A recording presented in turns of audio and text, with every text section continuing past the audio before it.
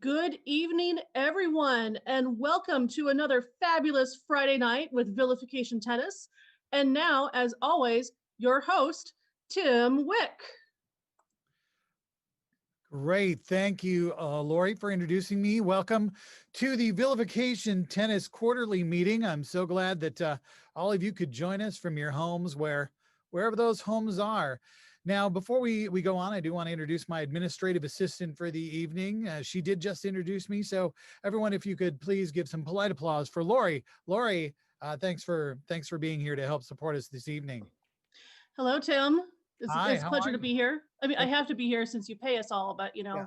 Well, it's I good. understand. I understand that's why, and I'm good with that. Lori, why are you're not dressed for work? Tim, you sent a memo last week. It's Casual Friday. Casual Friday? Yes. God damn it! I put on a tie for nothing. Shit. Okay. Well, all right, fine. Well, we'll just do we'll do the meeting anyway, and I'll just look like an idiot. Fine. Thanks. Okay. All right. So Lori, here's what we're going to do. I wanted to talk a little bit before we get started. Let everybody out there know that we are, of course, as always, doing our charity fundraising drive for the holidays. And this year, the charity fundraising drive that we have is out of work actors. We are going to be raising money for out of work actors. Specifically, we're going with an organization called Vilification Tennis. And what we want to do, yeah, Lori. Should I be taking notes on this? Yes, definitely. Please. Excellent. Yeah.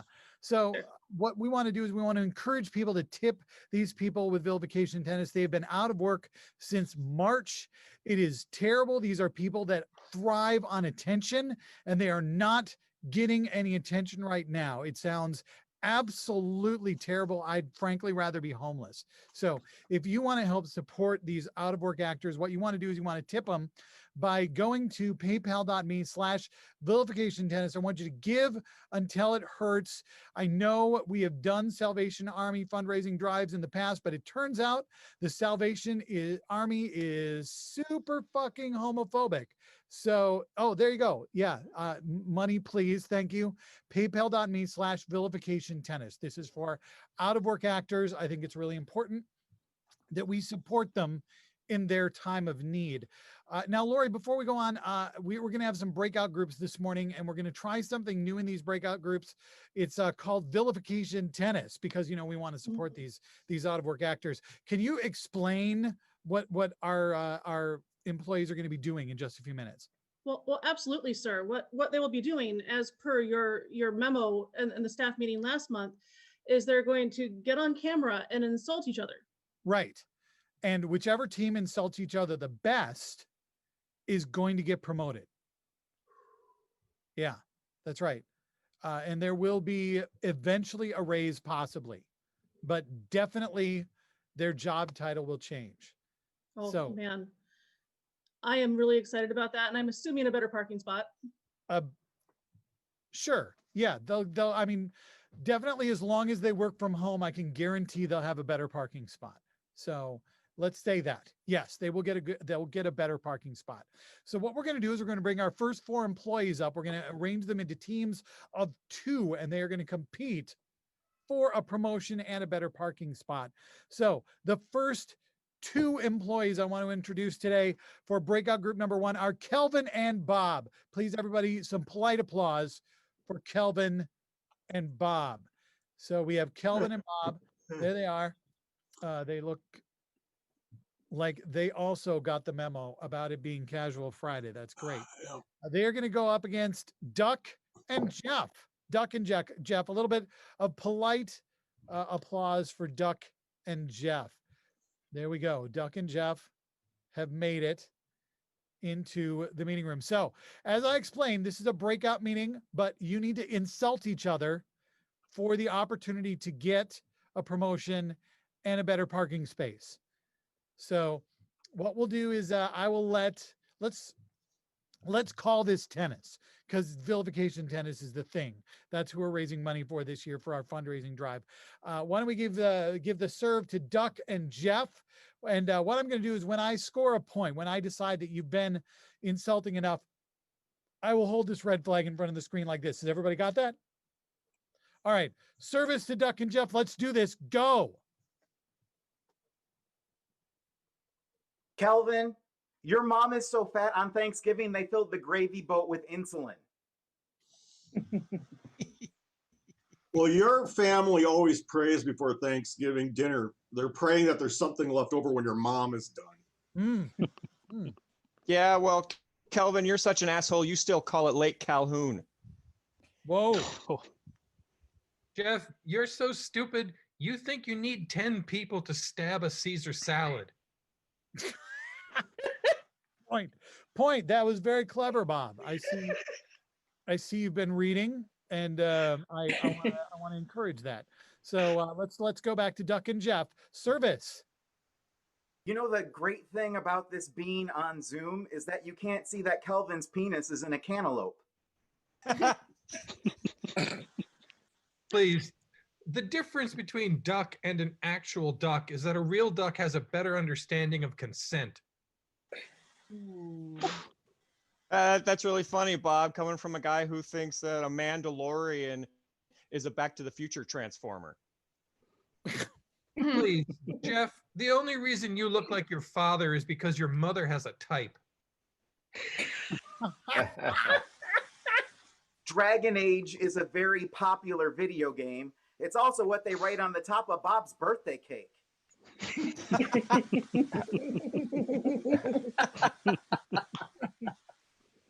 Although Bob is an ancient white dragon. We can see that right now. No fire breathing from that man. Service is going back to Duck and Jeff. So, Kelvin, I hear that you're so stupid that you think when a duck says quack, that it's asking for drugs through a speech impediment. You know, I love the great outdoors, you know, the lakes, the mountains, adequate space for your mom. Kelvin, your mom is so fat she loses weight when she cooks. Please, Duck. Your wife tells me the reason you're called Duck is because you only go south once a year. Kelvin, you're so stupid you think a Speedo is coming too quickly. You know, your mom is a lot like the peso. You can get about 2,000 of her for $1. Well, Kelvin, I want to let you know that your house doesn't have a poltergeist. The chairs move by themselves because the floors are slanted towards whatever room your mom is in.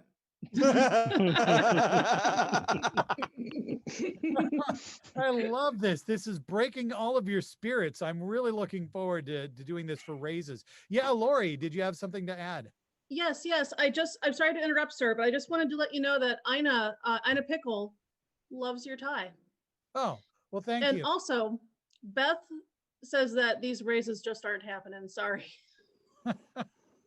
Well, we'll see, Beth. Maybe it'll get better. I do have to point out this tie. It's a San Francisco tie, and it's got Alcatraz on it because work is basically like prison. So with that, let's get back to the insulting for a promotion and service. Kelvin thinks that hospital is what you get after a really good rodeo. You know, 8 months ago, I didn't know what a Zoom meeting was, and I didn't know who Jeff was. Those days. Kelvin's girlfriend is always showing up to work late, but don't tell him he doesn't know it's not his baby. Hey, boss, you know, Rudy Giuliani told me he wanted to watch the other team tonight, but he accidentally went to Two Losers Total Landscaping. If Bob here were on Sesame Street, it would go beer bar. Point. Oh, I remember Sesame Street. I watched it just yesterday. It's so great. Okay, so that's a point for Jeff and Duck. They are way in about, you're even for the promotion right now. Let's keep going. Duck and Jeff, service. When Bob's family went on vacation when he was a kid, they had to worry about dysentery or the wagon wheel breaking. You know, if Duck is Black Friday. Jeff is Small Business Saturday. You know, Kelvin here thinks that doppelganger is just 2 orgies in a row. Jeff, you're so dumb. You went through the self-checkout lane and spent an hour going, hey, look at that reflection. Ooh, yeah. Bob's so old, his Zoom doesn't have a chat window. It has a jibber jabber window. Yeah, Duck once ran a chat room. Well, actually, it was more of a mansplain room. That's funny, Kelvin, considering that you're someone who thinks Chick-fil-A is a thin slice of women meat. Jeff likes his sex like he likes his cranberry sauce. In the can. Hey, Bob, do you know why I'm always telling jokes about your mother? Because nobody knows who your dad is.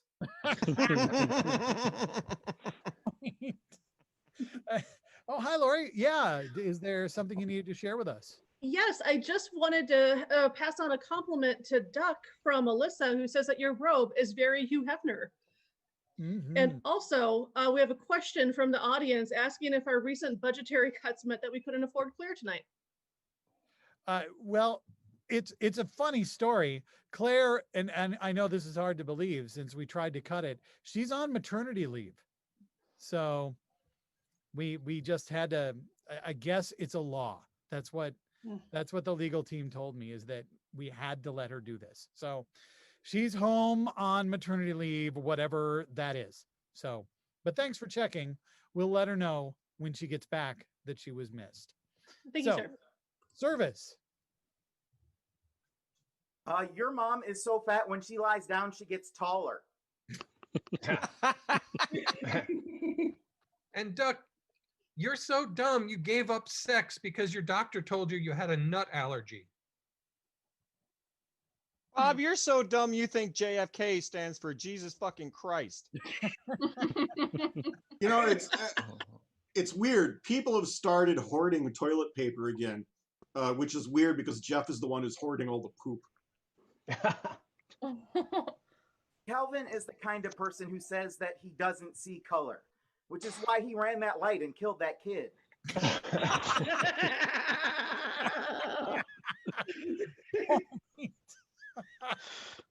Okay.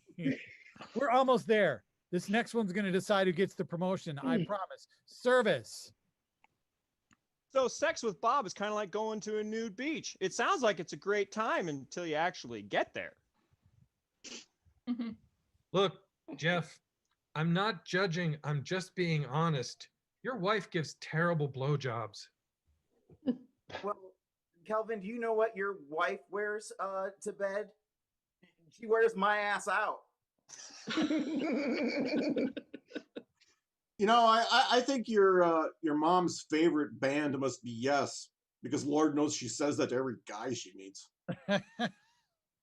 Kelvin here intentionally tries to step on jellyfish so that he'll have an excuse to ask people to pee on him.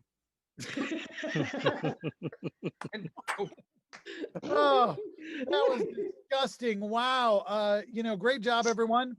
I think it's very clear that the people who are going to get the promotion and that parking space will be decided later. So thanks. Good job.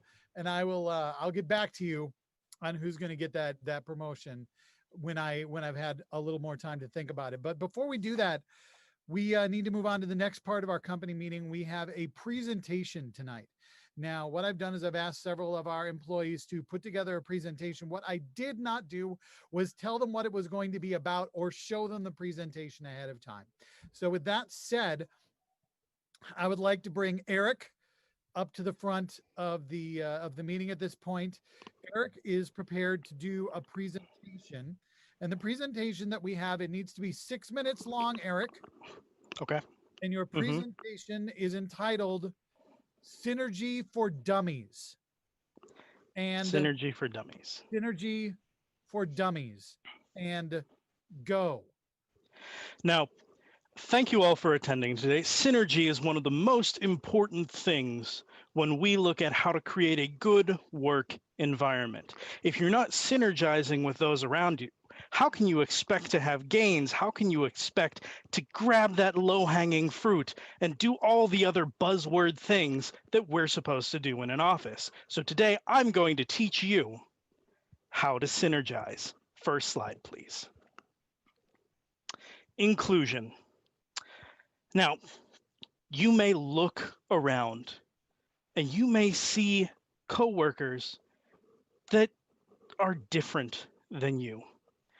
You may see people who are different ages or different genders, different races, different creeds. That's all okay. What's important is that you all lose your individuality for the sake of the business. Now, some people will have more individuality to lose than others.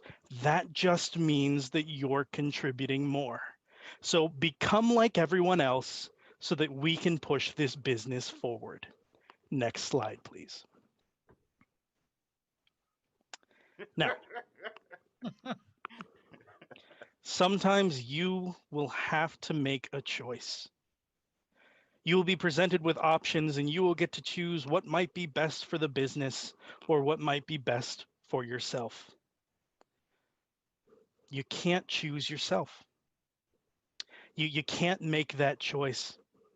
You may want to play, you may want to spend time with family, but you only got so many hours in the day after you work a triple shift just to get everything done, and your coworkers are depending on you. So you're going to have to choose, but only in your personal life. When you're not doing your personal life things, the only choice is work. But beyond that, you need to choose what's best for you in the small time that you have. Next slide, please. Now, we've done a lot of market research. What we have discovered is that people have opinions. Not workers. As we mentioned earlier, individuality out the window. But our consumers are going to want things. And when we decide what we're selling, we need to figure out what they're going to want before they want it. And how do we do that? By understanding what it's like to be an individual, but not actually being an individual.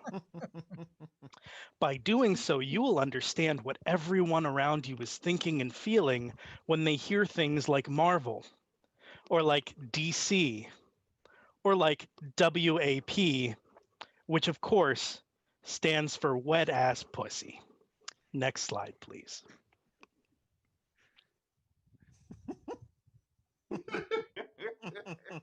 Now, you may think, if we're all individuals, if we're all one within the company, if we're not individuals, where is my career path leading me? How do I shine and move ahead in a system when we're all supposed to be on the same page, doing the same thing, and being the same people like ants in a colony?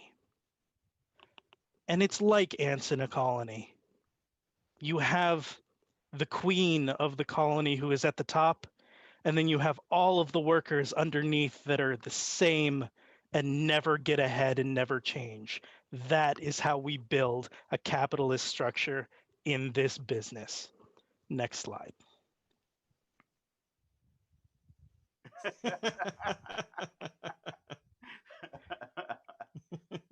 Now, there will be some pitfalls along the way. You will be faced with some challenges to overcome.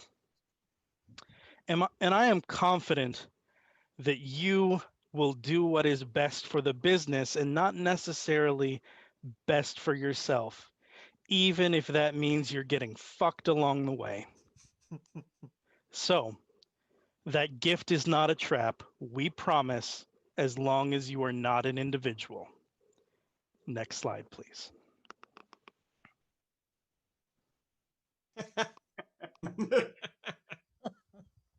Now, you may ask if our customer demographic is aging out.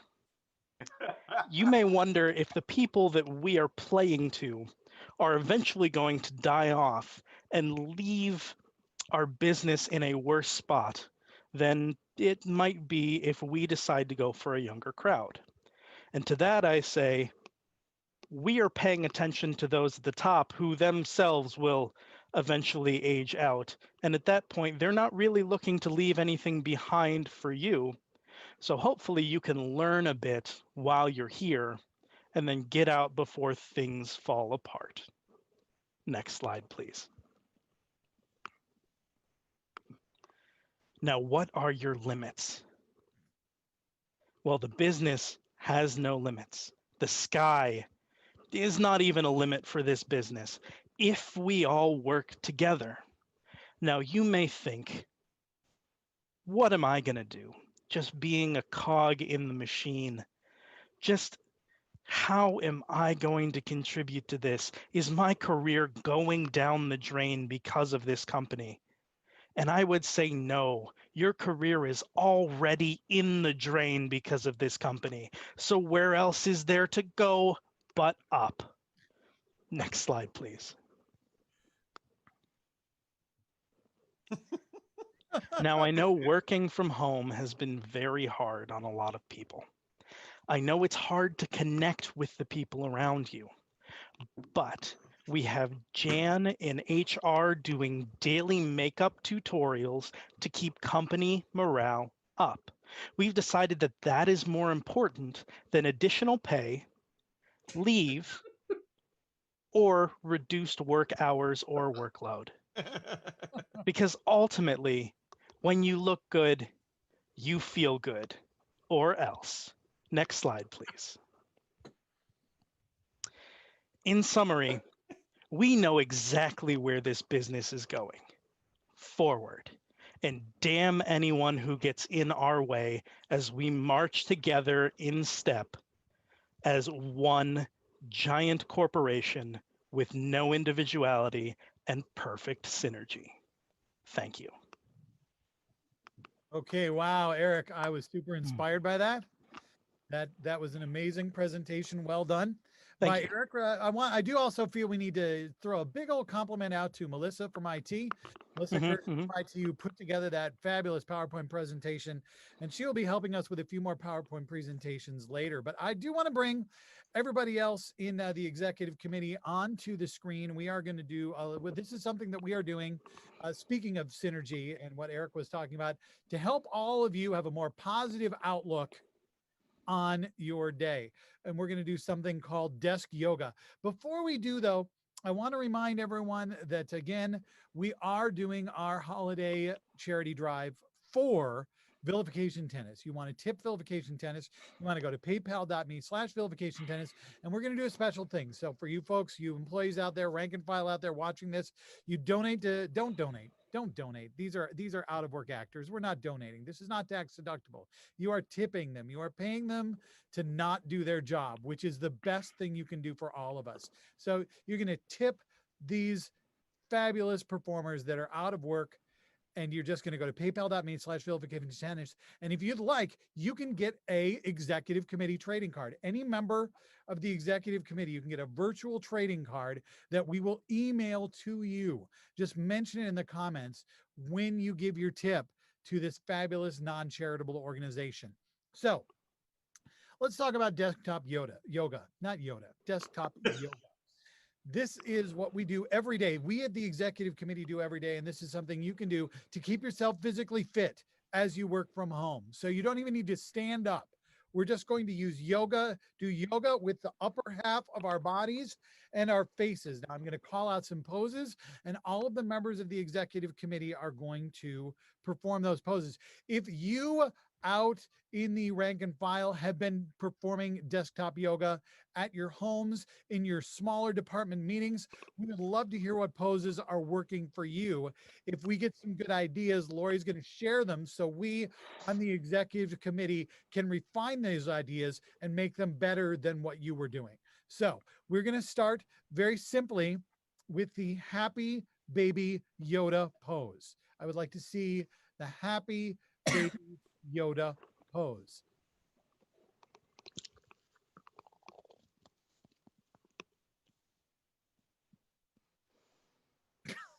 Okay, good, good. That looks fantastic. And then we have the Thanksgiving leftovers pose. Thanksgiving leftovers pose.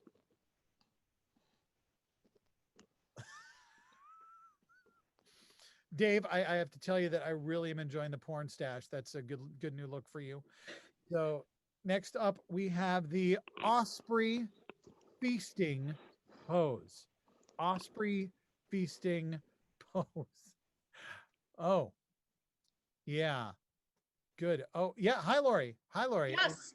You have a pose for us. Yes, we've sent out the poll and it's come back. We would like to see the knitting sloth. The knitting sloth? Yes, yes, sir. Okay. The knitting sloth pose, please.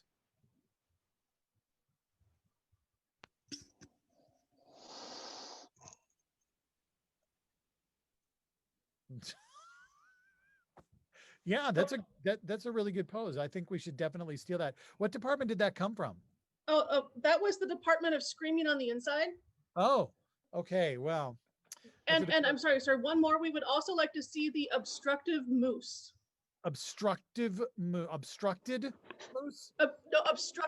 sir. Obstructive moose. I apologize for not speaking clearly. Yes, that's very good. That is definitely obstructive. Yes, that's fantastic. Those are great ideas. I do have the next one though. We have the Nicolas Cage pose.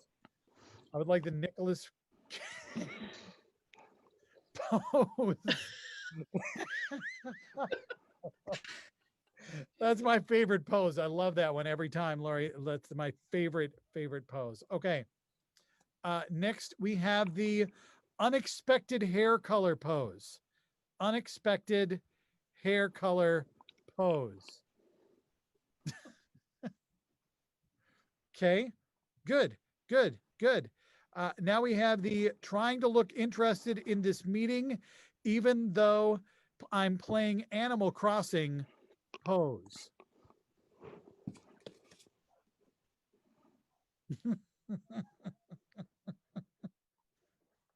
Yes, that looks like basically every meeting we've held over the last several months. Okay. And finally, the uninvited pandemic visitor pose.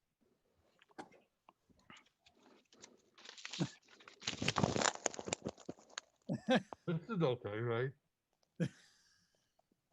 That's yes, that's exactly what I was expecting. All right, that's good. I hope everybody's limbered up. I hope everybody's loose, because now I want to answer a question that a lot of folks have been asking about HR. A lot of folks want to know, if you break a company rule, what happens when you go to a meeting in HR? So what we're doing is we have Becky and Eric from HR. They're here with us today to show you what happens in one of those meetings. Now, Kelvin actually has committed an infraction. Now, he's not even aware of it, but he has. And so what I'm going to do is I'm going to just send Kelvin out of the room for a moment, and we're going to let the folks in HR know what Kelvin has done. And so we're going to put Kelvin in the waiting room here. And so he's gone. So Lori's going to come in and let us know, what is Kelvin's job title? What is the infraction he has committed?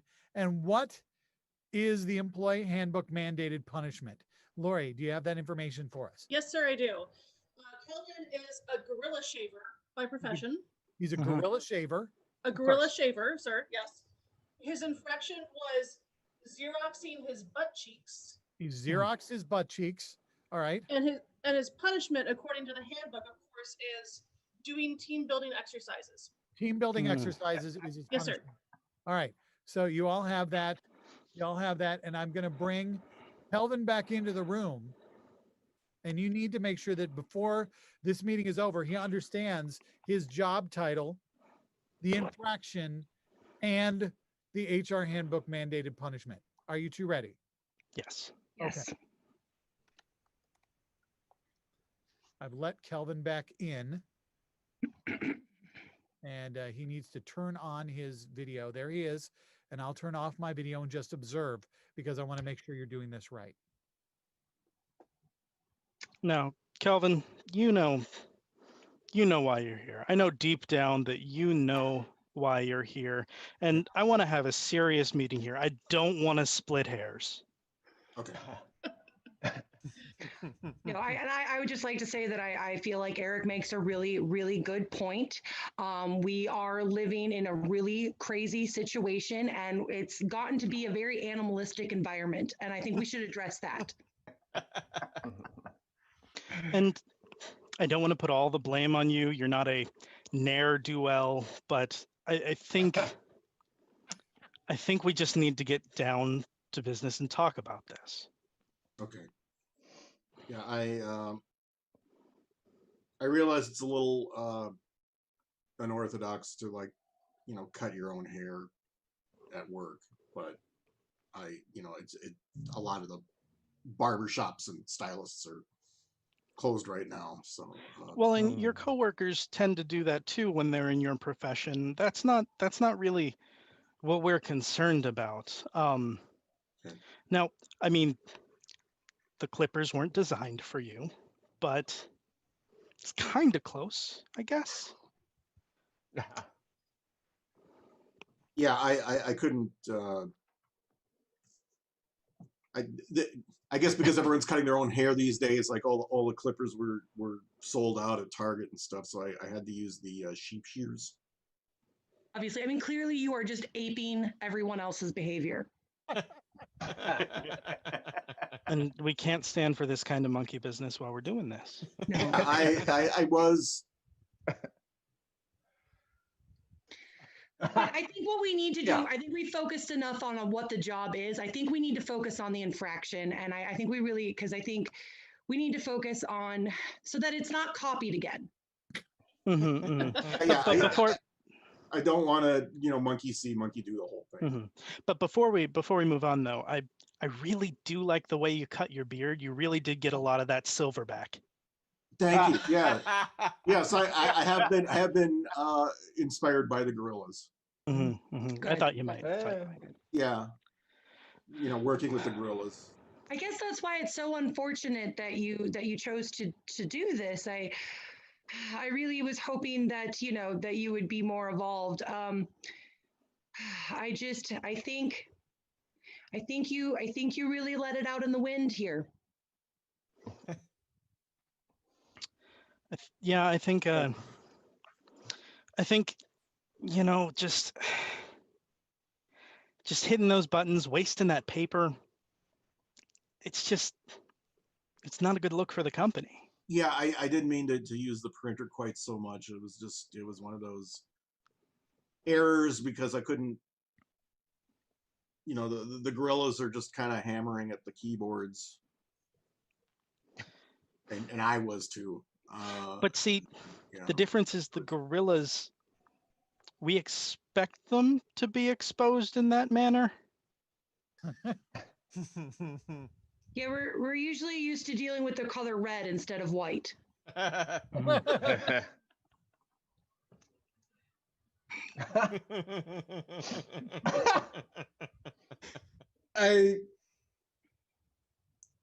think we've all been tempted at some point in our lives to photocopy our own butt. And I did break it out. I did it after regular working hours. There was no one around. I was sure I wasn't bothering anyone when I did that. But most of us don't give in to that temptation, Calvin. You're right. So at this point, I think we're going to have to discuss a way you can make this up to the company. Okay. Only we I can understand there's construct disciplinary something. action. Yes. I would really like for you to construct and work with others and make something together. So as we discuss this, I'm going to tell you a couple truths about what you did wrong, and then maybe a lie. And we'll just kind of take it from there. Sure. All right. Okay. No, I think we need to start rebuilding some of the trust, some falls maybe. Yeah. Right. Rebuild the trust, do some trust exercises. Yeah. Honesty. Honesty is very important, Calvin. Except on that lie part I mentioned earlier. Yeah, you can only be honest like 2 times out of 3. That's probably It's company policy. yeah. That's as much honesty as the business world can achieve. I know.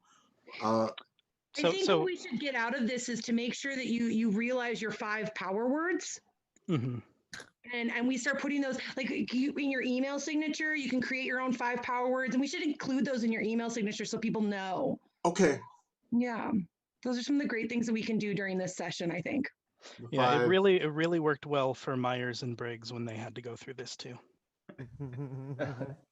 So I think we should wrap up this meeting. Just have you make sure that you understand where we're coming from. And I mean, you know what you do for a living and what you did wrong and what you're going to need to own up to it. So if we could just hear that back, we can all just go on with our day. Yeah. Remember, there's no I.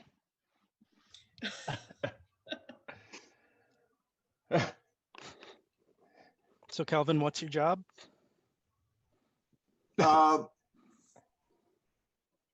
Well, I do a lot of personality typing of gorillas.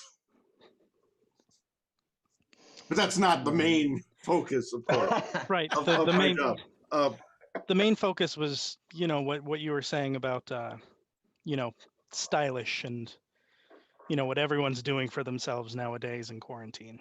The hairdressing. Mm-hmm. The grooming. Of gorillas.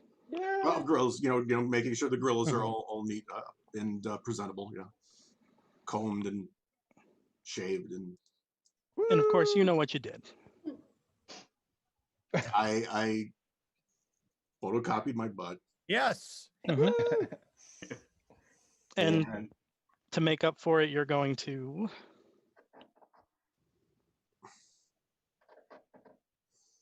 become more extroverted. I mean, that's technically correct. I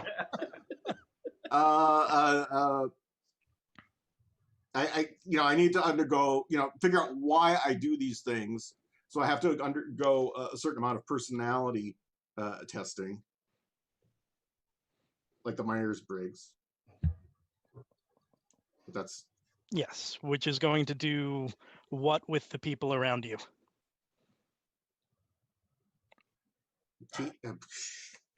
Yep, just say it. Yes, there we go. Yes. Oh, well done. Fantastic work, Kelvin. Wow. And look, the biggest problem, of course, is you are going to have to reimburse the company for the ink and the paper. That was, what was that, like 7 reams? Yeah, at least. At Yeah. least. So, yeah, you're going to have to do that. In addition to the team building exercise, thank you, Eric and Becky, for that fabulous demonstration of what you do down in HR and for why there need to be less of you. So well done. We really appreciate that. We are going to move on to another presentation as part of our quarterly meeting. This one's going to be by Duck. If I can have Duck come to the front of the Zoom meeting. Thank you, Duck. Duck, your topic that you will be presenting, even though you are just learning about it and you have never seen the presentation. And, look, it's another employee doing this, the Nicolas Cage pose. That's fantastic. So, Duck, your topic is socially distanced team building. So you have 6 minutes. The slides will be run once again by our IT representative, Melissa, and go. All right, everyone. Thank you for being here, even though you know it's required for you to be here. Now, you've been sent here to get this presentation because we have a problem here at our workplace. Can I please get the next slide? We have a team building problem here in our workplace. When we walk down the hallways, when we walk between the cubicles, it's easy to see that you all are not getting along. That you're fighting amongst each other instead of being a team and unified against our personal threats. We need to stop acting like this is professional wrestling and start acting like we have professional things to do here. Next slide. All right. So now I know thinking, you're wondering where Gale is, where that difficult Gale is, who causes half of the problems that we have. Well, I'll tell you what. When you act like a turkey, like Gale did, you don't stick around too long. That's right. Gale is gone. Gale said bye-bye. Gale couldn't get on with the team, so Gale had to leave. And if you don't get on with the team, you're gonna flock away too. We're gonna do you away like a Thanksgiving turkey. Next slide. So now, I want you to think way back, right? When I look back at my teen years, I know that high school was a mess. You know, it was everybody for themselves, and it seemed like wherever I was and whatever I did, it was like there was a train barreling down at me, and there was nothing I could do but just put my hands over my ears and scream because there's so much weirdness and there's so much pressure. As I grew older, I started to understand that community can make me feel safe. Community can make that train seem less dreadful. And so if you can get on board with your teams, if you can get on board with your teams, we can give the finger to that conductor on that train and say, get off of the rails because I'm coming through. Next slide. So now, I want you to take all of those bad feelings. I want you to take all those bad feelings of those trains coming down at you. And I want you to get together with all your little cooperative ghouls, you know, and I want you to just shrug those trains off, shrug them off together because, you know, we can take over the world together. We can spread the ghoulish horrors of the company together. This is something that we can do if we do it together. But if we go off wandering by our own, like a low-level paladin is going to take us out. You got to do it as a team. Collectively, take these parties down. Next slide. All right. So this is your chance to make a change. All right, to see the world in a different way, to be more than the ghoul that you are, to be more than just a low-level challenge rating monster that's going to get killed. No, you can be as strong as that person. You can be as powerful as that human, and you can feed on his bones. Next slide. So, okay, now, there are lots of things that we know. And there are lots of things that we don't know. For instance, I know that I'm a sexy lich. And what I don't know is what you can be. But I do know that there's a place of what I don't know and what you don't know, where they come together. And where that comes together is where we reach across the cubicle aisle and we shake our brother's hand. And when we can find out the things that we don't know and you learn the things that I have to share with you, then we can become the great evil we were designed and destined to be. So take what I know and take what I don't know about you, and we'll blend them together in a beautiful harmony of horror. Next slide. Yes. And then just think of all the bodies, all the skinless bodies. Like, the world will seem so much better. You won't worry about fighting with your coworker, about fighting over who gets the last bone, because we'll have so much food to go around. We'll have so much tyranny to spread. And, you know, like nothing tastes better than skinned and baked Max Headroom. Next slide. So the heroes have a leader, and his name is Tim. And as you can see, he looks like a Stephen King looking dog. And if you can get that dog, if you can take him first, it'll rain chaos. But you need to coordinate together. Do it as a team. Maybe somebody distract him with a bone while others of you take the flanks and you get that sneak attack damage, all right? Next slide. So now being a ghoul is all right, but I have to ask you, my people, my ghouls, have we considered demonology? Because if we could get possessed, I bet you that raises our challenge rating by at least 8. And that'll just make this whole thing that much better. But of course, to become a demon, you have to conduct a ritual. And how do you conduct a ritual? You do it as a group. You got to do it together. So we got to come together so that we can bring some demonness into our synergyness. Next slide. All right. And when we can do that, we need to make sure that we're looking out for our community. We want to make sure that every family in our community, that every family in our community sees their homes destroyed and burned. We want to see children cry. We want to see families that aren't like this family. This family obviously hasn't suffered enough. So how can we make them suffer more? I bet you little blonde boy won't be so happy when a demon is chewing on his daddy. I bet you little tall boy isn't going to be so cool, all right, when his sister is getting eaten by a ghoul. All right, so come together and torture everybody. Next slide. So what about profits? All right. You might be saying, well, this is great. We can all come together, but how am I going to make sure I get mine? You're a ghoul, baby.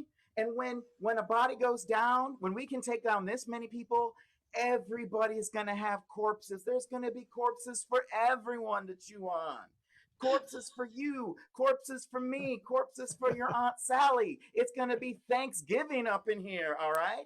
So please, don't worry. Everybody's going to get to eat. Next slide.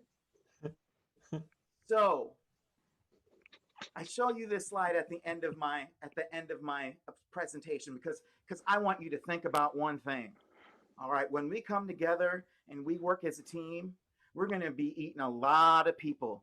We're going to be drinking a lot of tears, and we're going to be having a lot of fun. But afterwards, it's going to be difficult coming out the other end. Thank you so much for being here. Okay, Jock, that's fantastic. I am definitely very excited for our next team building activity. I think you've given us a lot of great ideas. You might have revealed a bit too much about the secret agenda of our company, but that's all right. We can just kill anybody who wasn't supposed to know. It'll be fine. So thank you, Duck. Well done. I appreciate that presentation. It is now time for me to bring all of the executive committee back up to the front because we are going to talk about learning from home, talk about distance learning. I know that a lot of you workers out there have to juggle working here for our company with taking care of your children and helping them learn. So what we thought we would do is an exercise that we do as a team building exercise here, where what I'm going to do is give each one of the members of the executive committee a school subject, and they're going to need to write because you know we're still looking for a promotion. They're going to need to write what we're going to call an insult about that's inspired by that subject. And every now and again, I'm going to throw in an extra credit opportunity. And I want to let you know that you folks working out there in the rank and file, we really do care for you. And since we care for you so much, I want to make sure you have an opportunity to offer extra credit possibilities up to our executive committee. So I'll give you an idea of what an extra credit opportunity is with our first subject. So what I need is for the executive committee to write an insult about art history. And for extra credit, this means you have a better chance of not being eliminated from the executive committee. You have a better chance if your insult includes a word starting with the letter Q. So that's for extra credit. Your insult doesn't need to include a word starting with the letter Q, but it will be worse if you do not include a word starting with the letter Q. Now, it can be any word that starts with the letter Q.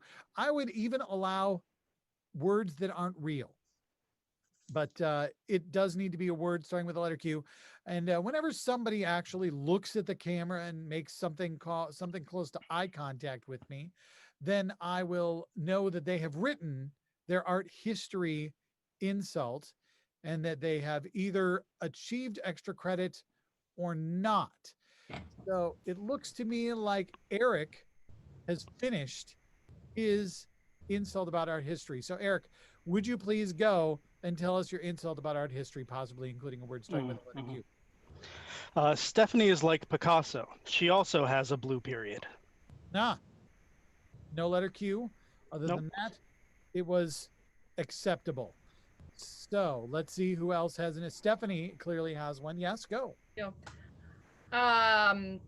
Jeff's dick is like an art history degree. Quite useless.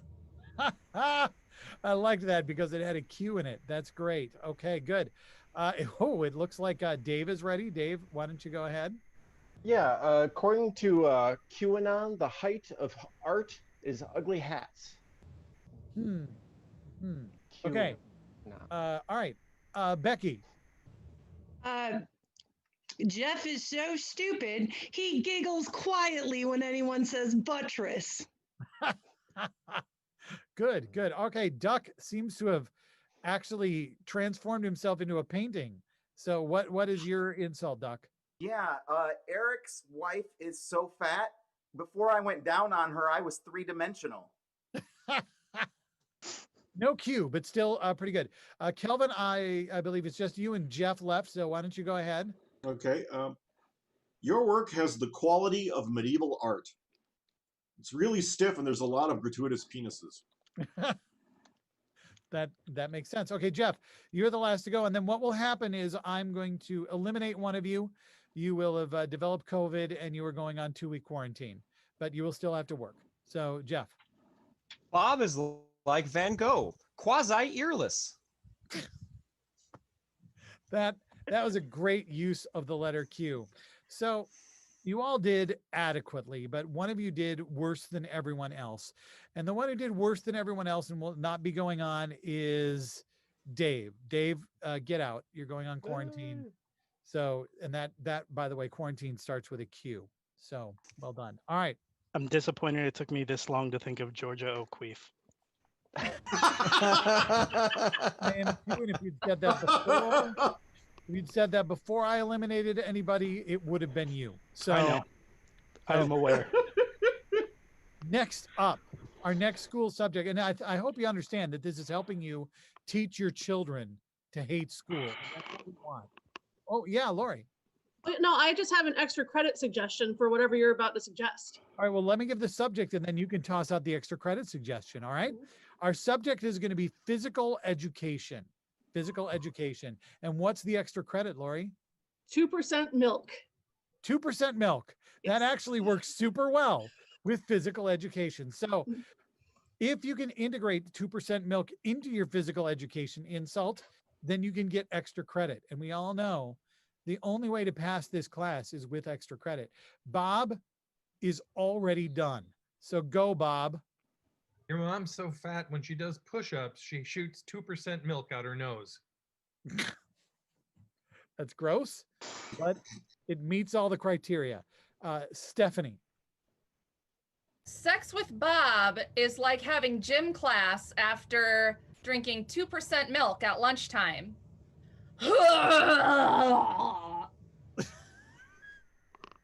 Okay. All right. That was interesting. And Thank I you. do mean that in the Minnesota sense, Stephanie. Eric. Bob is so stupid he thought the healthiest milk was 100%. Duck. Do you know why Becky drinks so much milk? Because she heard that milk would give you good bones. Oh. Oh. I mean, Like, not that kind of bone. it's worth a try, I guess. So I see. It looks like I'm getting eye contact from all of my other performers. So we'll go with Kelvin. Okay. I was in phys ed class with Bob. His athletic supporter was a thimble. No extra credit there. Okay. No. Your mom is so fat that they can actually fit the whole phrase physical education on her jersey. Also the school address, the mascot, and the janitor's name. Okay, Jeff. Duck's idea of physical education is lifting gallon jugs of 2% milk while fucking his mom. Okay, that's a good visual. All right. Well, I think we have to go with who did not complete the extra credit. That, as far as I could tell, was basically Becky and Kelvin. I'm going to have to, Kelvin, you're going into quarantine. Yeah. Yep. Sorry. You did not complete the extra credit assignment. So we're moving on to our next subject. Yeah, Kelvin, just get out. Just turn off your video. I don't want to. Yeah. Hold Look at on. failure. I don't like looking at failures. There we go. Thank you. Okay, everyone who's remaining, your subject is geometry. And for extra credit, it looks like Lori has extra credit. What do you have, Lori? Bees. Bees. Bees. Subject is geometry, and the extra credit inclusion must be bees. Now I will let you know that you don't need to include the extra credit to lose, but there's a better chance. So that's really all I have to say there. Better chance of losing without the extra credit. Bob is done already, and I just want to say that rapidity does not equal quality, but he is still here. So, Bob, what's your bee-related geometry insult? It's a honey of an insult, Tim. I don't like Duck, and the reason I don't like Duck is because he reminds me of math, and I hate math. Duck's friends are imaginary, his jokes are derivative, he's a square, and can he make his jokes funny? Of course he can't. Oh God. There was some trigonometry in there. I'm not sure how I feel about that, but we'll move on for now. Eric. Bob's so stupid he doesn't understand Pythagorean's theorem because he doesn't understand how a square and b square can add up to a triangle. That was mathy. That was very mathy. Thank you, Eric. Pythagoras told me that joke, and that's not how it's went. All right, Jeff, I need your geometry joke with bees. As a doctoral student, Eric does his rounds. Then he does his squares. Okay. I think it looks like, are you ready, Duck? Are you I'm ready. All right, Duck, why don't you give us your insult? All right. So if BA leaves San Francisco at 5 miles an hour and B2 leaves Los Angeles at 7 miles an hour, at what point does Jeff get an erection watching Macaulay Culkin die of anaphylactic shock watching My Girl? Oh my God. That was algebra, but okay. Stephanie. Becky, your mom is so fat. The only way that she knows what a hexagon is because she eats all the honeycomb cereal. Oh, that was an obtuse B reference, which I appreciate. Okay, Becky, you are the last up. Oh, Bob's dick is like a geometric proof. Awful lot of work to prove it's too bad to be forgotten. Not bad. Okay, so I am thinking this over, and I think the one thing that is important to note is that Bob basically just made a reference to honey and then just told a joke he already had. So that was not an original joke. That is not acceptable. Bob, you are on quarantine. Get out. Go. That was almost disturbing. Okay, we have a new topic. We have a new topic for those remaining. This school topic was one of my favorites, and I don't know why. It's Shakespeare. Shakespeare. I need an insult about Shakespeare. And your extra credit assignment is this insult must make fun of England. A Shakespeare insult that makes fun of England. Or, I mean, must make fun of. To get your extra credit points, it needs to make fun of England. You can just make any old Shakespeare joke that doesn't make fun of England, and you get the regular number of points, which at this point is just still having a job, because if you are on quarantine from COVID, that clearly is it speaks to your character, and you shouldn't be employed, obviously.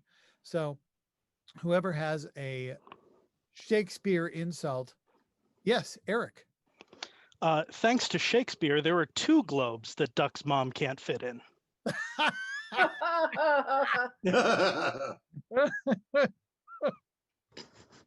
It did not fulfill the extra credit assignment, but nonetheless, I thought it was effective.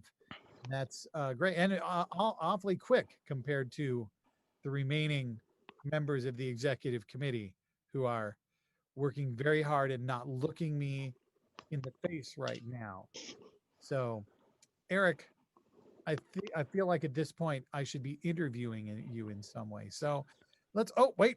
It looks like Duck has something. I just saved Eric from having to reveal embarrassing facts about himself. Duck, what's your insult? The tongues of mocking wenches are as keen as is the razor's edge invisible, cutting a smaller hair than may be seen. Above the sense of sense so sensible seemeth in their conference, their conceits have wings. Fleeter than arrows, bullet, wind, thought, and swifter things, like how long it takes Eric to orgasm. That also, by the way, was, I believe, the longest insult ever delivered. So big props there. All right, Becky. Stephanie is so stupid that she thought the taming of the shrew was a special about the death of Margaret Thatcher. No. Oh, that did make fun of England. Okay, Stephanie. All the world's a stage, and we are merely here to feed Duck's mom. Okay, and Jeff. Becky is so gassy, her favorite Shakespeare play is The Tempest. Okay, sure. All right, that was adequately done by all of you. You did complete the assignment, and in this school that we're doing right now, there are no participation trophies. So Jeff, you need to go. Thank God. Yeah, just get out. Thank God Jeff is gone. And we have 4 members of the executive committee left. We are getting closer to what I like to call a winner. And we're going to talk about home economics. Oh, and Lori, you have an extra credit assignment. I do. The insult should rhyme. Ooh, all right. So home economics and extra credit if the insult rhymes. So this is not only for home economics, this is also for poetry, which is an English course that I hated. So I'm excited to see if you can maybe get me to enjoy part of my schooling that, as I look back on, makes me want to throw up in my mouth a little bit. Again, we're talking about home economics, which was rarely about economics. That was something that always kind of bothered me about it. When you took home ec classes, it didn't seem to have a lot to do with economics. It was almost like there was something, I don't know, inherently maybe sexist to the whole idea. I don't know. I could be really making that up right now, but nonetheless. Oh, Eric, yes, why don't you go ahead? Home economics involves learning sewing. For Stephanie, econ at home is blowing. Ah, I got that. I understood that. That was a whoring reference. Well done, Eric. Becky. Well, I don't want to say Stephanie can wreck a home, but with your husband, I would not leave her alone. Also rhymes. Duck. Eric can't afford a house. In his hair, there lies a louse. In his butt, you guessed, a mouse. Okay. Wow, 3 rhymes. Okay, Stephanie. In home ec, Eric was dumb because his homemade waifu pillow was filled with his cum. Okay. And in this kind of activity, there are no winners and losers, but there does have to be a loser, even though you all did very well and you all completed the extra credit assignment. But I'm afraid the loser right now is Becky. So Becky, you're going to have to go. Just get out. Here we go. Video off. Thank you.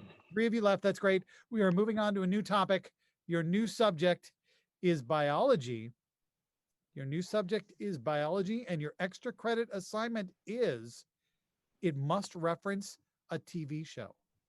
For extra credit, your biology insult must reference a TV show. And this is the second to last. After this, we're going to pick a winner. And what we know about the winner is they might get a raise sometime in the future of our company. So that's a pretty big deal that a raise could theoretically happen. So, but first we need to get through biology and a reference to a TV show. Duck, you seem to have something. Why do you not go ahead? Stephanie is so dumb. She thinks biology is the study of David on Schitt's Creek. Nice. Okay. Stephanie. Duck only took bio because he thought it stood for bionicle. That was weird. Eric. Duck is so stupid he thought biology is what they use on Pawn Stars. This is a difficult one. You only 2 of you did the extra credit, but I feel like Stephanie's was still somehow a little better than Eric. So Eric, you've been eliminated. Get out of my sight. It's fair, and she did reference a show. Yeah. Bionicle, the little Lego guys. Was that a show or is that just Legos? It was All a right. show All right. for a minute. You know what? It's not my job to know things. So fine. You're still here. And we don't need to complain about it. Our final topic that determines who might get a raise when we talk about raises later this year or maybe next. Our topic is American history. And your extra credit assignment is that this insult include a number. That's all you have to do. Just any number and an insult about American history. Any number at all in American history. There are only 2 of them. It could take a little longer to write it because we don't have Bob here. And we all noticed that Bob wrote things in about 6 seconds compared to everybody else. But they all managed to write things as well eventually. And speed is not the only thing that's important. It is clearly the most important thing. But Stephanie does have something. So let's hear your American history insult that uses a number. World War II started in 1939, which is also how much Duck's mom weighs. Okay, Duck. Stephanie thinks that Juneteenth is the time when you have the 10th in June. Trying to figure out a way that I can make this close, but I can't. Stephanie is our winner. Duck, get out. Just get out. Go away. Stephanie is the only one remaining. Well done, Stephanie. And so that was, I hope gave all you some ideas of how to deal with your children so that you can do your jobs. Now, we would like to bring Becky on for a final presentation, of course, assisted by Melissa from IT. Becky, once again, doesn't know what the presentation title is. Yeah. And she has never seen this presentation before. So, Becky, your topic is how to ignore distractions while working from home.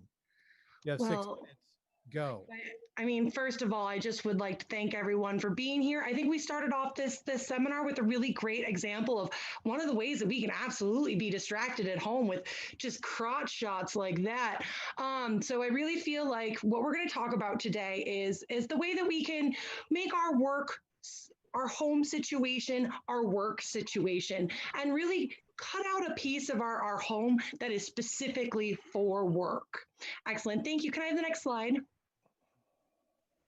Direct reports. Okay, let's start with our direct reports. So where we need to be going is obviously directly to our target demographic, which is surfers who play the guitar. They're very important to our model, our business model. And so we want to make sure that all of our reports have their numbers. We want to make sure that we are focusing on this group. So making sure that our direct reports are getting done on time and in a carefully constructed manner. Next slide, please. Is it social? I mean, so one of the things that we need to do about is keeping distractions from the workplace is our own personal blow-up assistant. I think an assistant will really take the chance of like really keeping you on task, making sure that you have your jobs and everything that all of your tasks ready to go, keeps you on time, make sure that you are completing everything that you need. So Yeah, and listen, if anybody questions your blow up assistant, you tell them you are creating a specific type of workplace for you to thrive in. Thank you. Next slide. I mean, these are clearly pets are going to be our biggest distraction at work. They're adorable and we want to do things with, I mean, dance with them, swing with them, jump rope with them. It's so important. I mean, it is so important that we ignore our pets while we are at work. And because, I mean, obviously you can see with my graph here, obviously how much things get done in comparison to how much they are jumping. So, the less we get done, the longer they are jumping. Next slide, please. So here's what I have for a proposal. Lock yourself in a glass cage of emotion. And really just own it. I mean, really delve deep into your inner teenager like Spider-Man and really process those emotions and then trap them in a glass cage and keep them there. And that will keep distractions away from you while you work. Thank you so much. We'll see how this goes. We're going to test it out for the next couple of months. We're going to see how it works, and we'll come back to you with some information once we've been able to roll this out properly. Thank you. Next slide. Obviously, if you don't listen the first time to someone telling you to stop, obviously you should probably pay attention closer. Obviously something more awful is going to happen to you down the line. So make sure that when somebody is distracting you, you are very firm with your no. I do not want you to distract me with your sports ball or your interesting topics about what you've got going on in your life. No, don't distract me. Thank you. Can I have the next slide, please? Oh, new frontiers in science. Listen, we are all very, very interested in what's going on in science right now. It's very important to our lives, but you can't have it at work. Thank you. Next slide.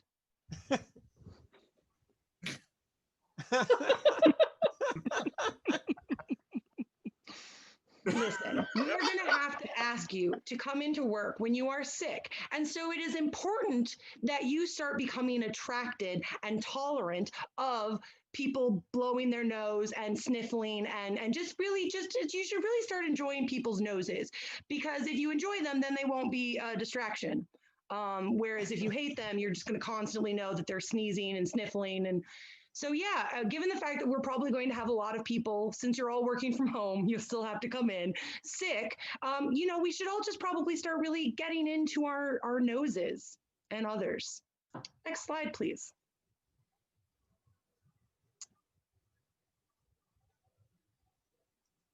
And I just want to take a moment and really take a look. Well, I mean, you have so much potential.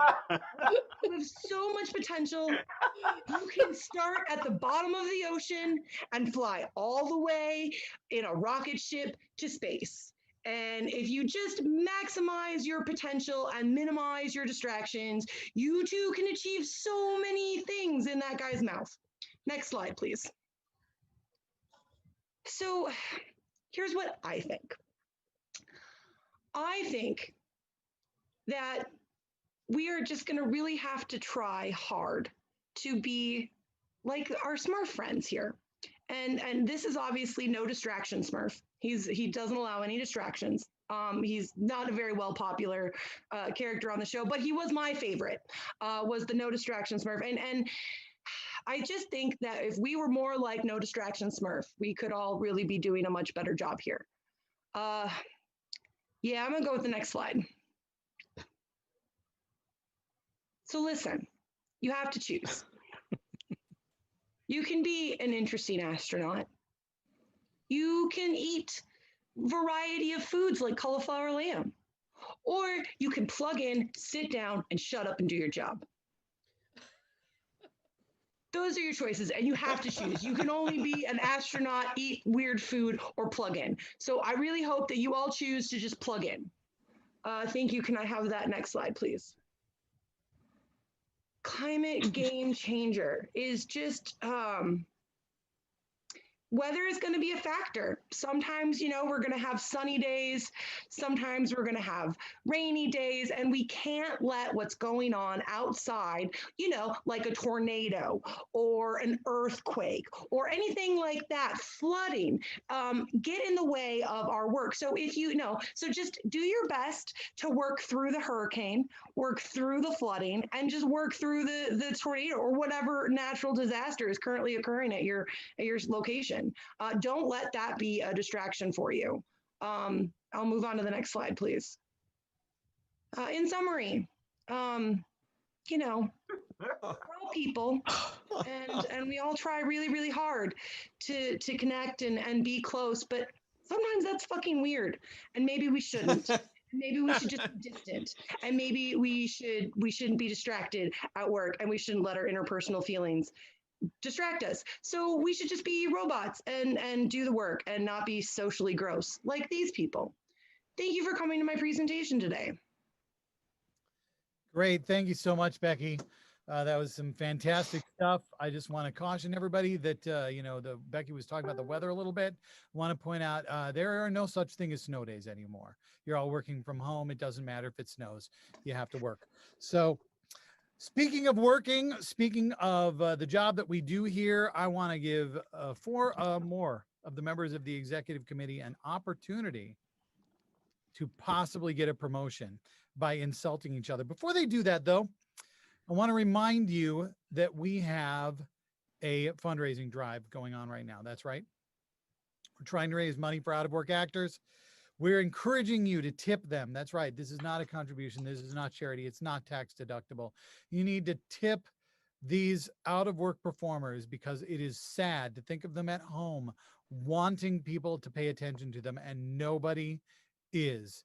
So what you want to do is, for this brief point in time where maybe somebody is paying attention to them, go to paypal.me/Vilification Tennis, contribute to these out-of-work actors, and you might even get a digital trading card for free. It's not going to cost you anything.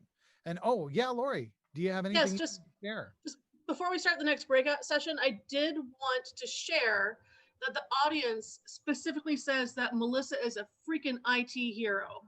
Good job, Melissa. Melissa, you have earned a meaningless commendation. Yes. Melissa actually has 17 IT hero certificates. 17 IT hero certificates. And I think today she's going to get number 18. Melissa, that's coming your way. IT hero certificate. So you have that to look forward to. All right, we're going to move on to that next breakout session. And the next breakout session features Becky and Eric. There's Becky and there's Eric. It appears you're being casual in much the same way. I'm sure there may have been planning. I'm glad that you've actually been speaking to each other on company time. They're going up against Dave and Stephanie. Dave and Stephanie. And I'm just using my power to move people's faces around on the screen because it entertains me. All right. So here we go. It is Becky and Eric versus Dave and Stephanie. I'm giving the serve to Becky and Eric. Service. Stephanie, you're such a slut. You don't know that hump day is Wednesday. If you pick up Becky's landline at her house, what you're going to hear is, at the tone, the number of dicks Becky has sucked tonight will be... Tim mentioned at the top of the show that there would eventually be a raise, possibly, which is coincidentally what Dave tells his dates. Everybody is talking about a vaccine, and some people are worried. A vaccine, it's like sex with Eric. At most, you'll feel a small prick for maybe 2 seconds, and then it's over. Dave drinks like a spreadsheet. Tabs everywhere. I mean, you need to have credit for a tab joke. That's pretty much so 1970s. Well done, Becky. I didn't even think you were alive in the 1970s. I wasn't. Wow. All right. Service. Stephanie thinks a workload is what she swallows afterwards. Ugh. Yeah, well, I hear that if you have sex with Eric, you wind up like a gal in an Irish ballad. Dead. Stephanie's dating like is like grocery shopping. All the pickups happen in a parking lot. You know, Eric told me that for the election, he was a poll challenger, and I was impressed until I found out that's just what he calls yelling at strippers. Yes. Well, you get one, Dave. So enjoy that. That's what you get. Service. Dave's a teacher, which means now his work life is like his home life because his kids won't talk to him. Well, I hear that Eric's mom is so fat that all of her rolls are cream filled. Sex with Dave is like a jigsaw puzzle you find at a garage sale. It may be 50 cents, but you're not getting the whole picture. You know, last Halloween, Becky dressed up as a mermaid, you know, with a C cups or, you know, A cups. Stephanie's mom is like cranberry sauce. She takes the shape of whatever container she's in. Yeah, well, I hear that Eric's sex life is like baking with enriched flour. No yeast, no rise. Stephanie, your mom is so fat, she did shove 2 hams down the back of her pants. You know, I saw on the news that the Earth's magnetic field is weakening. So, Becky, something else is also losing attraction. Dave's wife is like his meeting camera. He doesn't turn her on anymore.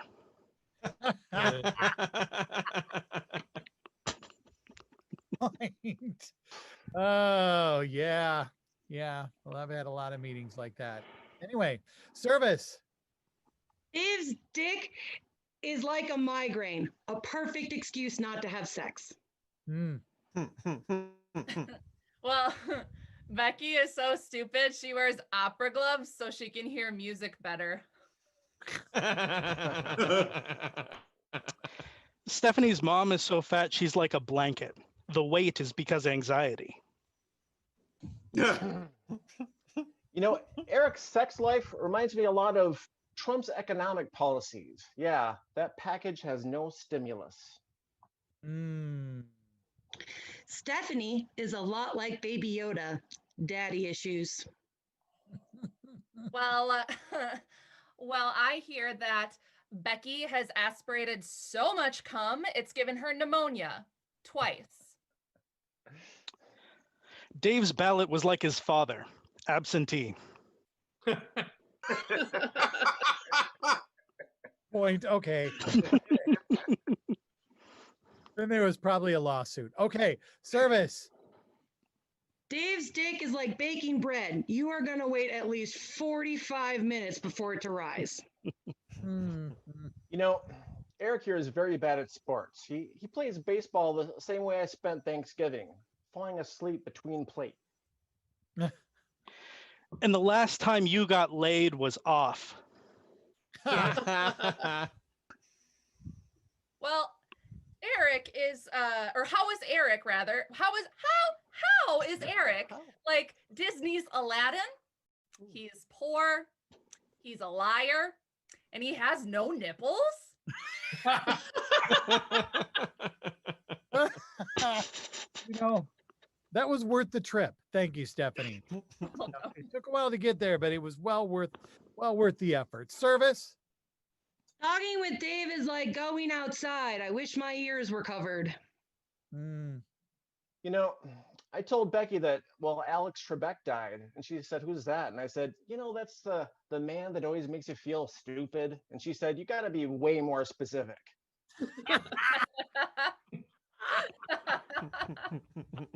Oh, I gave you 2. That's embarrassing, but I guess that's the way it is. Service.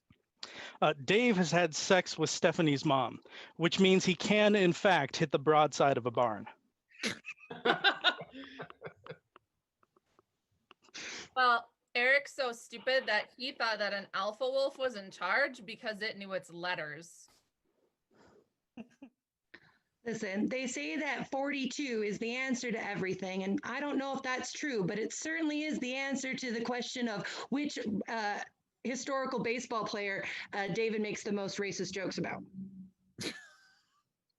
You know, Becky here is a real know-it-all. She reminds me of Google, just always finishing everyone's sentences for them. Stephanie, you're such a slut. All sheets are spreadsheets. Yeah, well, Eric, I hear your balls look like a rejected design for truck nuts. So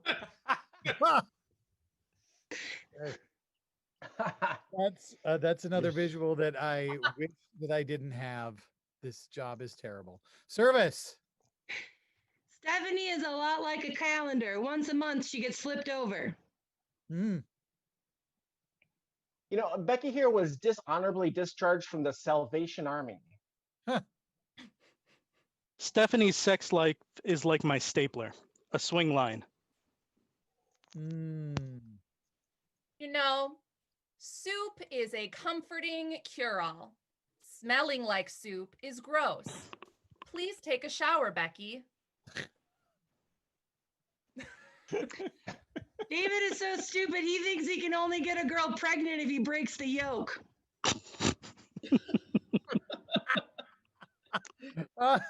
You know what? That's the final point. Well done. I think I have almost made my decision on who's going to get a promotion. I'm sure I'll be able to announce it by next month. So that was well done by all of you. I'd like to bring all of our fabulous member of the executive committee back to the front one more time. And of course, Lori as well, my administrative assistant. I want to remind you, and you know, I'm just going to remind you, this has been Vilification Tennis. We hope you enjoyed our show. If you did, please do tip our performers. All the money that we get tipped, paypal.com/vilificationtennis, paypal.me/vilificationtennis. That all goes back to our performers. Every single dime goes back to our performers. So these are a lot of people that have seriously not been in a room with an audience in 9 months. I don't know how the rest of them feel about it, but it sucks as far as I'm concerned. So just the fact that there are people out on the web watching us makes it a slightly better week. This is the way we've spent our Friday after Thanksgiving for a very long time. It's just until now, there were people in the room.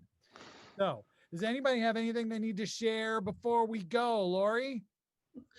I just do want to share that there was one person on Facebook who wanted to point out that you were so old that you didn't realize that Becky's tab joke was about bar tabs instead of tab the soda. Why can't it be both? Why can't it be both?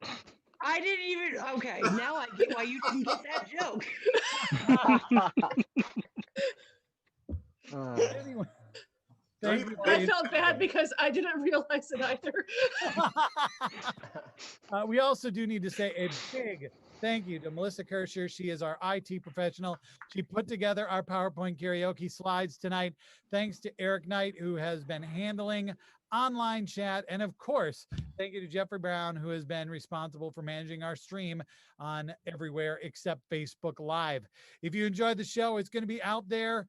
If you enjoy what we're doing, we're going to be back next month for 2 shows. You know why?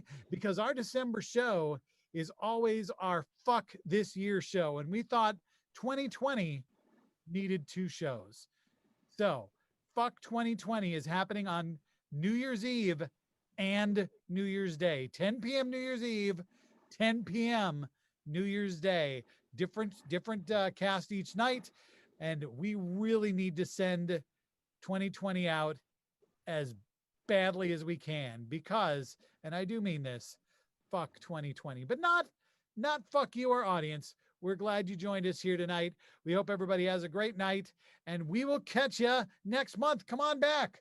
Bye. Good night. We're all going to turn off our video and our mics and then end this stream because that's how this works.